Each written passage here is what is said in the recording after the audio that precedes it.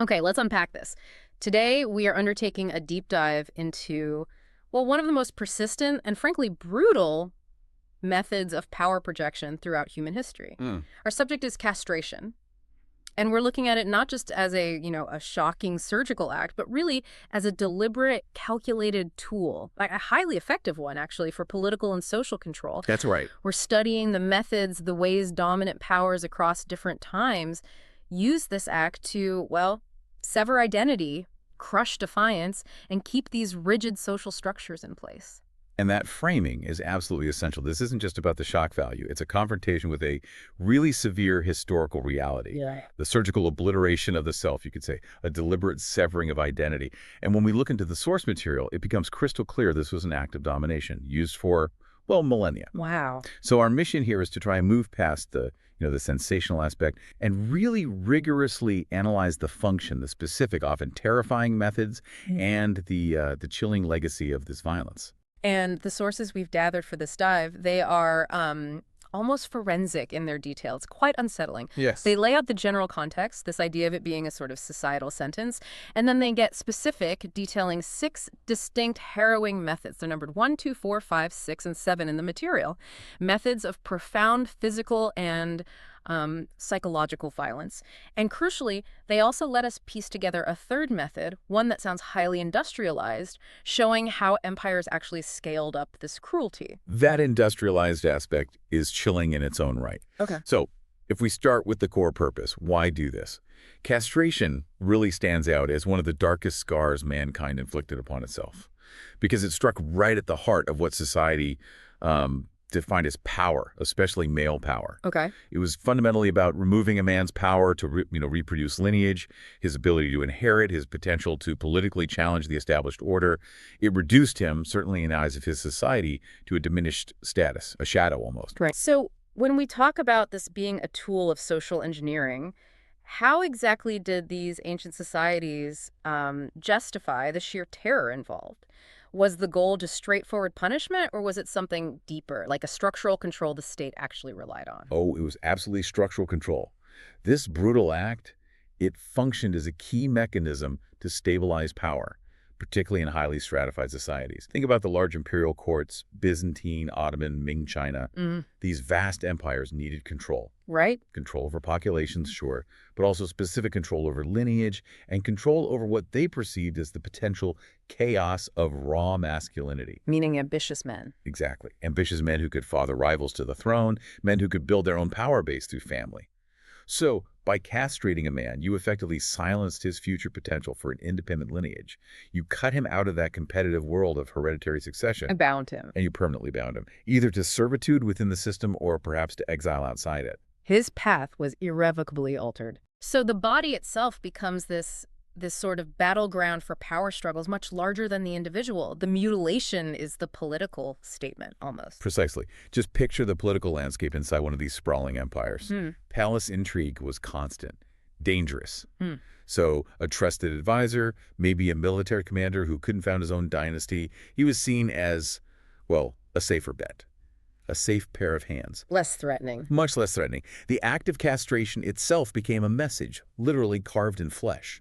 Absolute obedience means survival, maybe even influence, but transgression, that means obliteration. And the permanence was crucial. Absolute key. It created what the source calls an absolute void. The traditional competitive male role, the one based on lineage and potential threat, was just gone. Irrevocably transformed. He rendered the victim politically neutralized, even if, paradoxically, he gained influence in other spheres. Which brings us right to that aftermath paradox you mentioned. How did a society square the inherent terror and degradation of the act with the fact that some eunuchs reached really high positions of power? Was there sort of brokenness seen as proof of loyalty, or was there always suspicion? That paradox is fascinating, isn't it? Because it really exposes the maybe hypocrisy, or at least the complex calculations of these courts. On one hand, yes, survivors faced rejection, isolation, a kind of grotesque othering. Their social identity was fundamentally rewritten. Seen as less than whole. Less than whole men, exactly. Often objects of both shame and a kind of morbid fascination. But then on the other hand, their enforced inability to reproduce made them, in the eyes of the ruler, ideal servants. The court saw their diminished status, their inability to form a rival dynasty, as a guarantee of fidelity. Because they couldn't start their own line, their loyalty, at least in theory, was solely to the ruler's line. Their ambition was contained. Precisely. So they were elevated, sometimes to positions of immense trust, guardians of the imperial family, vital advisors, powerful treasury officials. They became these indispensable cogs in the machinery of empire. But always defined by the act. Always. Their humanity was constantly filtered through the prism of their mutilation, as the source puts it. They could operate at the highest levels of power, yet they were fundamentally bound, broken by the will of their master. It's a stark reminder that even great influence came at this ultimate personal cost. And before we get into the specific grim methods, we really have to touch on the sheer physical cost. The source material is quite graphic about this. The pain must have been, well, indescribable, a searing wave with no anesthetic, no relief. And that agony was compounded by catastrophic risk. Across nearly all the methods we'll discuss, the constant threat of infection, sepsis, and ultimately death loomed large. Even in operations carried out with what the source calls merciless efficiency, maybe in more organized settings like those imperial factories, the mortality rate could be immense. Right. This wasn't just a punishment. It was often effectively a death sentence that might just take days or weeks to play out. It really underscores the brutal vulnerability of the human body when subjected to that kind of overwhelming force or trauma. Okay, let's move into those specific methodologies now. Starting with the first one documented, probably the most universal, the sharp blade. Right. The blade seems like the most primitive instrument in a way, but also capable of the most profound devastation. Simple, sharp, unyielding, absolutely final in its purpose. Its efficiency really made it ubiquitous. The process itself, as the sources detail it, was utterly merciless. The victim was typically bound sometimes to a piece of wood or stone, completely exposed. No escape. No escape. Yeah. And the cold steel, the lack of any anesthesia, meant that the severing of those delicate connections, muscle, tissue, nerves, was experienced in its rawest, most visceral form, just pure, unmediated agony. And the knife wasn't just a tool here, it was a weapon, symbolizing absolute control. Where do we see this specific method being formally used, like, as state punishment? We see it very early in the historical record. In ancient Mesopotamia, for example, under various Babylonian and Assyrian legal codes, castration by blade was a clearly stated punishment. For what kinds of offenses? For things like betrayal, treason, certain sexual transgressions, it acted as a physical brand of disgrace, a very visible crushing of defiance against the imperial will, a mark that would echo through whatever remained of the survivor's life. The clean cut was designed to be swift, yes, but the symbolic damage was meant to be eternal. So there's the immediate physical consequence, that agony you described, the nerves screaming their final chorus, as one source puts it. But what about the specific challenges for survivors afterwards, particularly the medical side of things, the blade castration? Medically, the aftermath was harrowing. While the cut itself might be swift, the wound was extensive, deep, and often just left open to fester. Oh, wow. In an era without any concept of sanitation as we know it, infection was this terrifying, constant specter. Hemorrhage, obviously, was a major immediate killer. But for those who survived the initial trauma and blood loss, sepsis was the silent, agonizing claimant that often followed. Did they try anything to stop the bleeding? The sources mention rudimentary attempts, cauterization with hot metal sometimes, or binding the wound tightly, maybe packing it with things like pitch or ashes. But these methods often just sealed in bacteria, increasing the risk of secondary infections. It was incredibly dangerous. So survivors were physically shattered.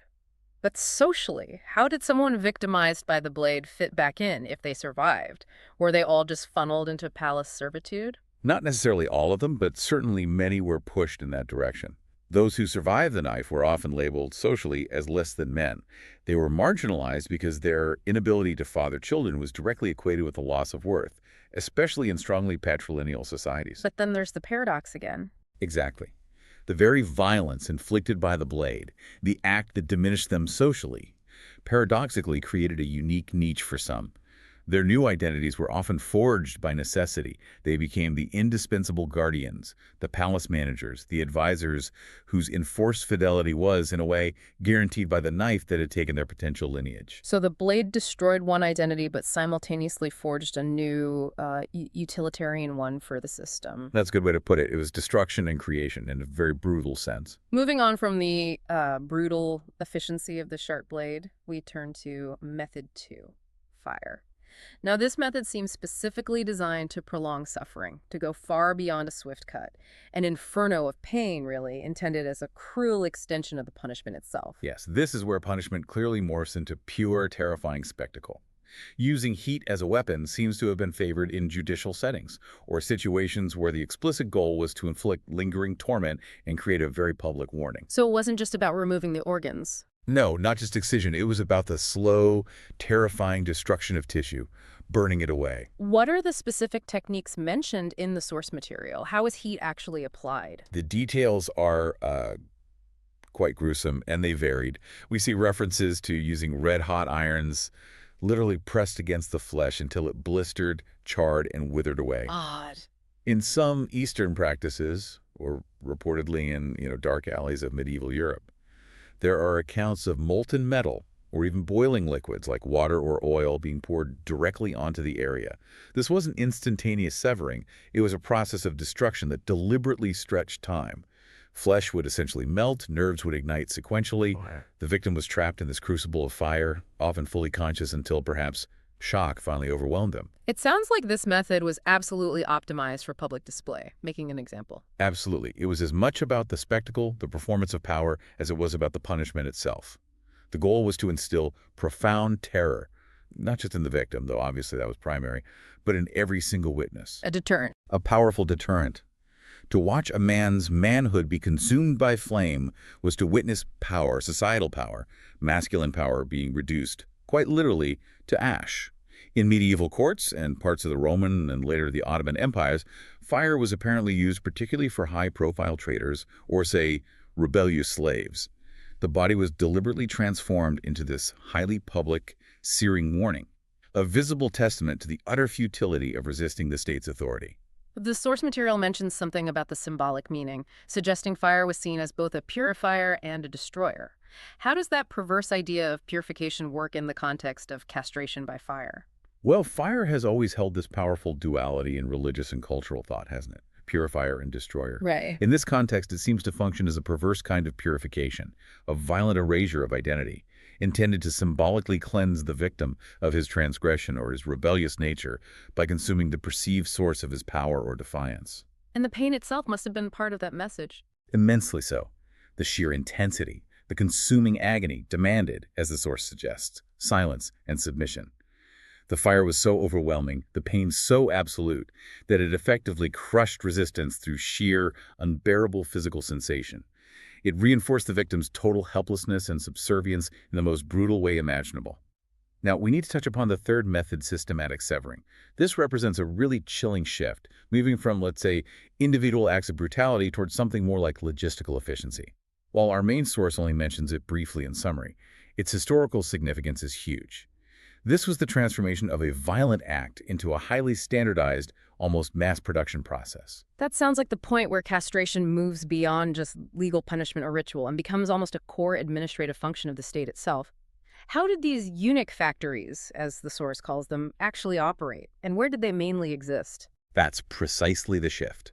Systematic severing within these dedicated facilities, which were particularly prevalent in places like Ming Dynasty China, but also parts of the Ottoman world, really elevated the act to what the source terms industrialized cruelty. Not just back alley stuff. No, not informal operations at all. These were often state-sanctioned or at least state-tolerated institutions, sometimes located in specific regions that became known for producing these specialized servants. In China, for instance, the process became highly standardized. They often used specialized tools, and it was carried out by, well, skilled or perhaps semi-skilled operators who might process dozens, maybe even hundreds, of boys and men each year. That scale is just terrifying to contemplate. The source mentions them churning out broken men as tools of empire. What were the practical logistics involved in this kind of industrialization? How did they manage it? The logistics seem to have focused on maximizing survival rates. After all, a dead eunuch was useless to the empire, while also minimizing the time and resources invested per individual. The process itself could be quite meticulous, involving specific preparations, particular binding techniques to control bleeding, and established post-operative procedures, however crude. Any specific examples? Well, for instance, there are accounts that the severed parts were sometimes carefully preserved, maybe in brine, and then presented back to the victim later. Why? As a symbol, apparently. a stark symbol of their total loss of that former identity and maybe emphasizing the transactional nature of their new existence. They had given this up for their role. The overarching goal was consistency, producing a standardized product for imperial use. It really demonstrates the immense value placed on this specific type of controlled labor and the, frankly, dehumanizing scale required to run these massive imperial palaces, and particularly the harems. So this systematic method kind of removed the localized, visceral chaos of maybe the individual blade or the fire and replaced it with a standardized, almost administrative horror. That feels fundamentally different from a judge handing down a sentence. It is a profound shift, yes. The systemic approach speaks volumes about how control became deeply institutionalized. The trauma became routine, standardized, scaled up. It showed that the empire, at least in these contexts, viewed these individuals not primarily as people being punished, but more as a resource, a necessary component, a tool for maintaining centralized power. It illustrates the ultimate bureaucratic efficiency being applied to human suffering. Chilling, really. Okay, now we shift gears again, back from that sort of cold, bureaucratic cruelty to something almost primal. Method 4, involving animals. This must have been a truly grotesque spectacle. The source calls it wild, unpredictable, and utterly dehumanizing terror. Yes, the use of animals for this specific purpose really signifies the depth of degradation intended by the perpetrators. The instruments of mutilation here aren't crafted tools, but forces of nature, deliberately turned into weapons. It seems designed specifically to strip away every last vestige of human dignity and control. The sources mention dogs and birds of prey specifically. Why those animals? What was the thinking there? Dogs, particularly large or notably aggressive breeds, seem to have been chosen because their natural ferocity and predatory instincts could be turned into this weapon of unpredictable horror. Unleashed on victims. Exactly. Unleashed upon bound prisoners, often enemies of the state or perhaps social outcasts. The aim seems to have been to ensure the physical trauma was catastrophic, mangling the genitals beyond any hope of surgical repair, causing maximum terror. And birds of prey, that seems even more bizarre. It does. Birds like vultures, eagles, or other large predatory birds were apparently sometimes used in specific ritualistic settings or acts of public humiliation. Their razor-sharp talons and beaks would be provoked somehow to attack the most vulnerable parts of a restrained victim. It essentially turned the living victim into carrion, even before death. Utterly dehumanizing. This clearly wasn't just about the physical pain, horrific as that was. This feels like it was about psychological domination at a really profound level, reducing the victim entirely to the status of prey. Absolutely. This method represents perhaps the ultimate form of stripping away humanity. The victim is rendered completely helpless, exposed, and utterly at the mercy of forces that operate outside human law or morality. They don't recognize status or pleas. The fear, the shame, the haunting memory being hunted and literally torn apart by animals that would constitute a psychological wound just as severe, if not more so, than the physical one. And the aftermath, the symbolism of it all, must have powerfully reinforced the state's message, showing its absolute control over both nature and humanity. Indeed. The physical trauma, as we said, was catastrophic, often leading to immediate death from shock and blood loss, or a slower death from infection if the victim somehow survived the initial attack. But the symbolism was arguably paramount. It was a calculated act of extreme humiliation, transforming the victim into, essentially, a broken creature cast aside. It served as a public demonstration of the supposed fragility of human dominance, even over the animal kingdom. If the state could turn man's supposedly loyal companion, the dog, or the very symbol of freedom, the bird of prey, against him like this, it sent a message that there was absolutely no sanctuary left. Power was total. Let's turn now from that chaotic savagery to the fifth method described. This one feels different again, a slow, insidious kind of suffering, the quiet horror of chemical agents. This seems to shift us away from immediate public spectacle and more towards a kind of creeping death, as the source puts it, unfolding over days, weeks, maybe even months. Yes, this method really demonstrates a long-standing, albeit perhaps empirical, historical knowledge of toxicology and corrosive substances. Long before modern chemistry existed, it seems ancient civilizations had mastered the destructive potential of certain natural substances to achieve punitive or controlling goals. Tell us about the specific substances mentioned in the source material. It lists things like caustic plant extracts, hellebore, aconite, and also corrosive minerals. How are they used? Right, plants like hellebore, which we might know as Christmas rose, parts of which are toxic, and aconite, which likely refers to something like aconitum or wolfsbane, known for its potent toxicity and irritant properties. These weren't necessarily used as ingested poisons in this context. Applied externally. Exactly, applied topically as corrosives. These plant extracts, maybe alongside highly acidic mineral powders or other early corrosive preparations, were applied directly to the genitals. The key here was the gradual effect. It wasn't a swift cut. Instead, the chemicals would slowly seep deeper into the tissues. Causing what? Causing severe blistering, inflammation, tissue death necrosis, and relentless slow-building pain as the flesh essentially corroded away. What's fascinating in a grim way is the insidious nature of this control.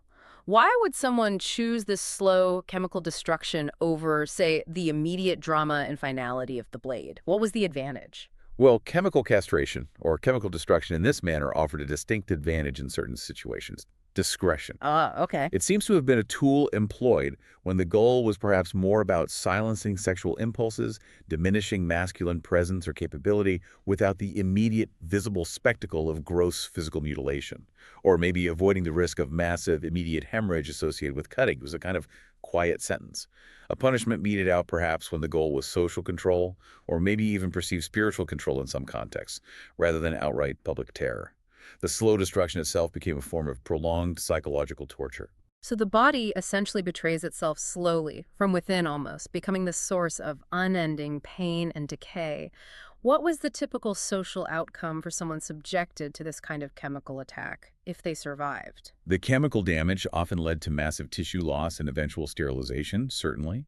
But the physical scars might, in some cases, be less obvious externally than a clean amputation, though the internal damage and chronic pain could be immense.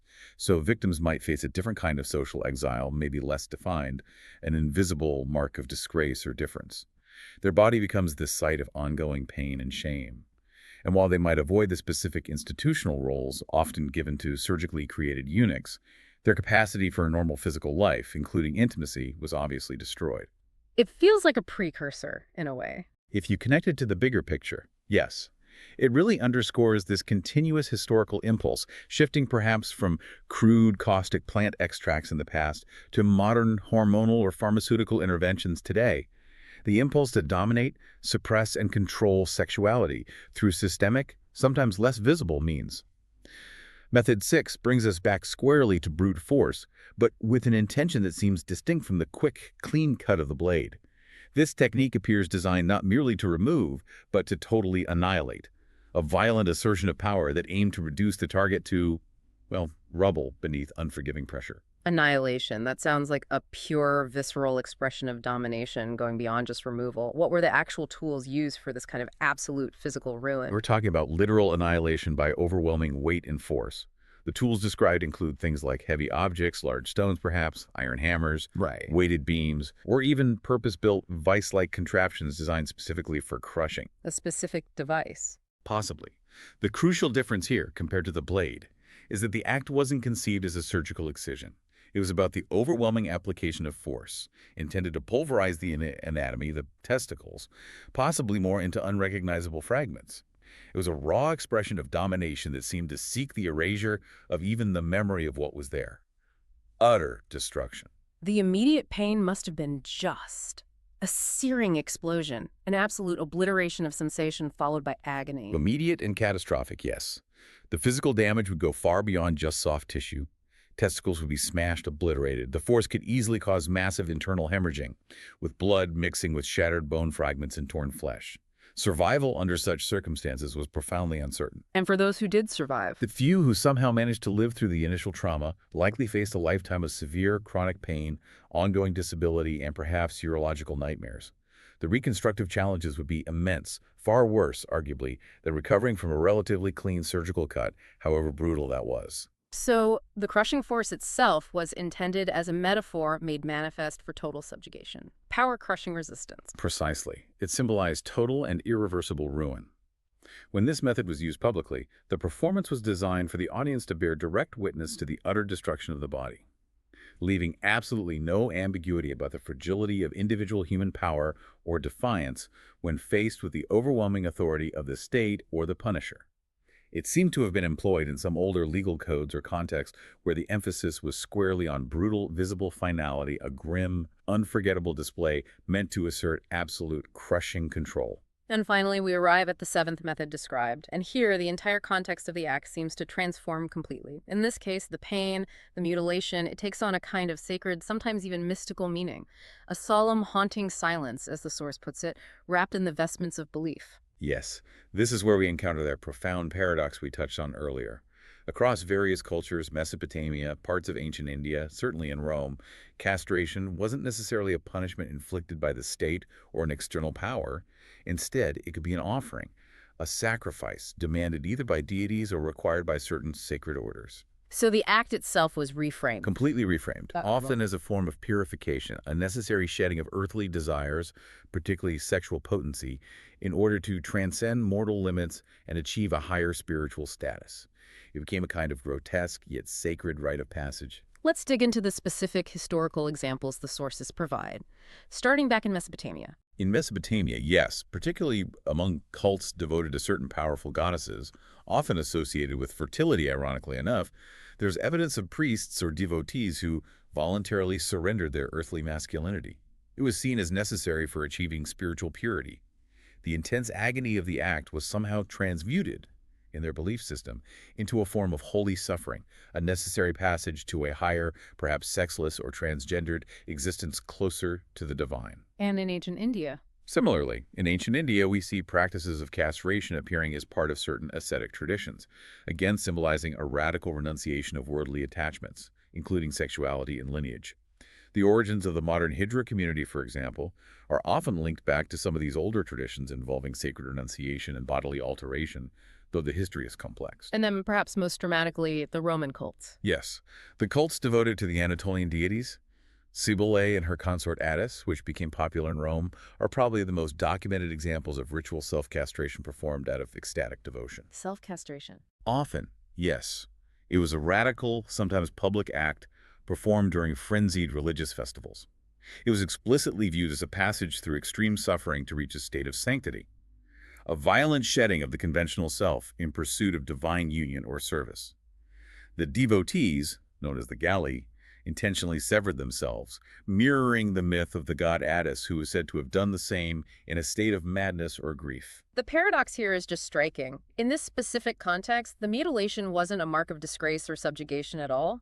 It was interpreted as a symbol of heightened devotion, even power of a different kind. Exactly. The mutilated individual was transformed, consecrated.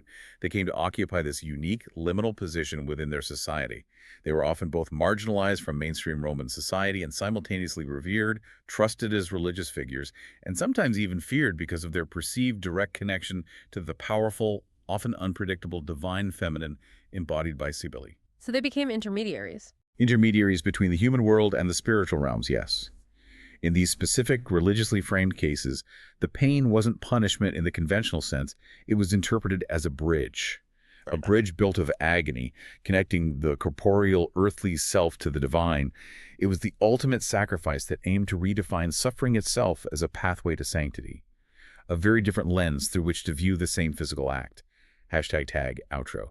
So we've analyzed 7 distinct ways this ultimate act of violence and control was carried out, from the simple sharp blade to the terrifying spectacle of fire, the chilling efficiency of systematic industrial severing, the savage intervention by animals, the silent corrosion of chemicals, the utter annihilation of blunt force crushing, and finally the strange paradox of ritual sacrifice.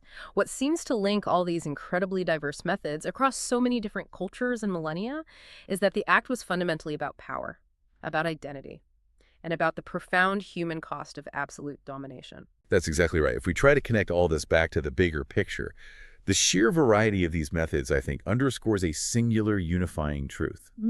There's been this consistent, deliberate, and profoundly violent impulse directed against the male body, and everything it was seen to represent those societies: lineage, physical strength, masculinity, the social order itself. To really analyze this history, disturbing as it is to confront some of the darkest, most enduring facets of human nature, and to acknowledge the ways that both state and religious authority have always sought to inscribe their control, quite literally, onto the physical body.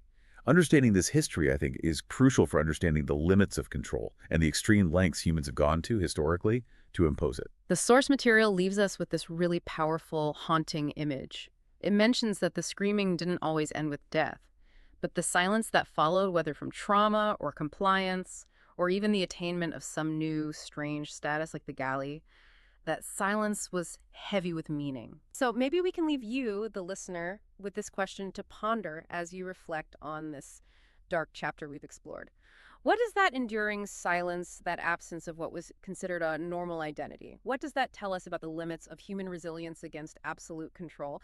And perhaps how much of our own perceived freedom and identity is actually based on the presumed integrity of our physical selves? Something to think about.